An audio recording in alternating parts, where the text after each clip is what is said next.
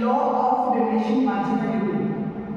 और ये जो लॉ है ये हमारे डेली बेसिस लाइफ पर भी बहुत ज़्यादा कोरिलेट करता है, तो इसको बहुत ही इजी एग्जांपल से आप समझेंगे। तो सबसे पहले जो मीनिंग है law of diminishing marginal utility का, वो है as we consume more and more units of the commodity its satisfaction goes decline. Means जैसे जैसे आप किसी भी यूनिट का कंजम्पशन बढ़ाते चले जाते हैं, उससे मिलने वाली यूटिलिटी आपकी कम होती चली जाती है। तो इसको एक एग्जांपल से समझते हैं।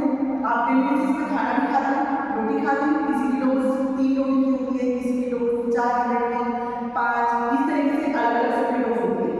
तो जैसे कि यहाँ पे एक्स एक्सिस पे हमने रोटी का एग्जाम्पल लिया, ब्रेड्स का एग्जाम्पल लिया, और वाई एक्सिस पे हम यूटिलिटी को डिनोट करें उससे देने वाले।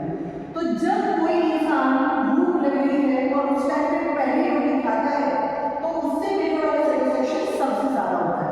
आप देख सकते हैं 10 यूटिलिटी को मिली है, सेकेंड यूनिट पे थोड़ा कम हुई, 8 यूटिलिटी मिली, थर्ड यूनिट पे उससे कम हुई, 5 यूटिलिटी मिली, और फोर्थ यूनिट जो कि उसकी डोज है उससे उसको 1 पार्ट ऑफ यूटिलिटी मिली है।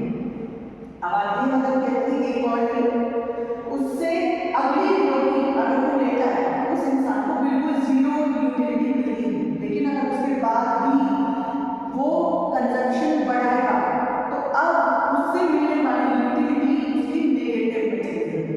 मान लीजिए आप अगर जबरदस्ती खाना खा रहे हैं, जबरदस्ती खाना खाने में क्या होगा, इंडाइजेशन हो जाएगा, डाइजेस्ट नहीं होगा, वॉमिटिंग हो जाएगी, तो इस तरीके से क्या होगा, माइनस में चलेगा।